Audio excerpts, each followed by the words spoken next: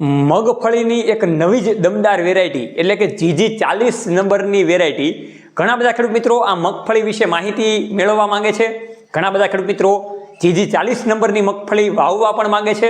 જોકે દર વર્ષે અલગ અલગ વેરાયટીઓ બહાર પડતી હોય છે અને એમાં ખેડૂત મિત્રો એ વેરાયટીને અપનાવતા હોય છે અને સારું એવું ઉત્પાદન લેતા હોય છે. તો મારે તમને આજે GG40 નંબરની મગફળી શા માટે બેસ્ટ છે, એમાં કેવા કેવા પ્રકારની ખાસિયતો છે, રોગ પ્રતિકારક શક્તિ કેવી છે, ઉતારો કેટલો આવે છે, કેવી રીતે એને વાવેતર કરવાનું હોય, એ તમામ માહિતી મારે તમને આજે આપવાની છે. સૌપ્રથમ આ સાગર ખેડૂત પુત્રના આપ સૌને વંદન અને અભિનંદન. ખેડૂત છે તો જગત છે. આ વિડીયાને તમે છેલ્લે સુધી જોજો, જેથી કરીને GG40 નંબરની મગફળીની ખાસિયતની માહિતી તમને આજના વિડીયોમાં મળી જાય. મગફળીની નવી વેરાયટી એટલે કે GG40 નંબરની વેરાયટી. ખાસ કરીને આ જાત ક્યારે બહાર પડી હતી તો 2023ની અંદર ગુજરાતની અંદર જુનાગઢ કૃષિ યુનિવર્સિટી દ્વારા સંશોધિત કરીને આ જાતને બહાર પાડવામાં આવેલી હતી. ખાસ કરીને આ જાતનું વાવેતર ગુજરાત, મધ્યપ્રદેશ, રાજસ્થાન, કર્ણાટક, મહારાષ્ટ્રમાં આપણને જોવા મળે છે. આ મગફળી છે એનો દાણો કેવો હોય તો કથ્થાઈ કલરનો આપણને બદામી રંગનો દાણો મધ્યમ અને નાના આકારમાં સરસ મજાનો જોવા મળે છે.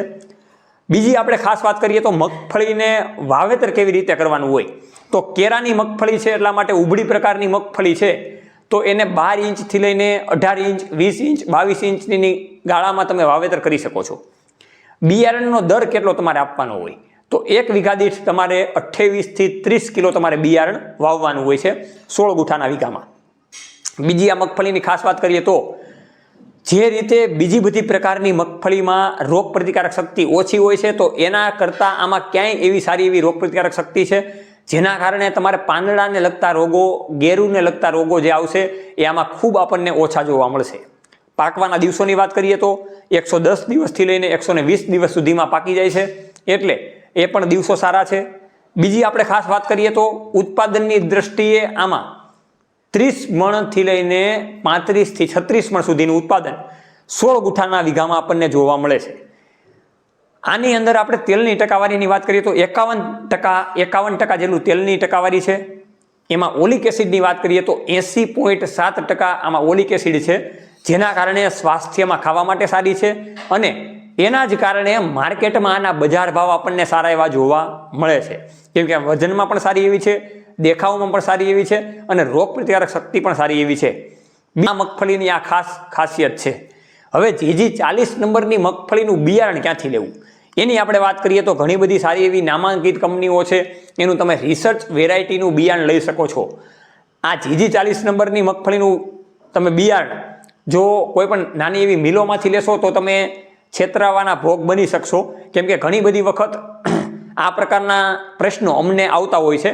તો સારી એવી રિસર્ચ જે કંપનીઓ છે એનું બિયારણ તમે લઈ શકો છો. અંદાજે 3500 રૂપિયા આજુબાજુનું આનું એક મણિકા દીઠનું બિયારણ મળશે.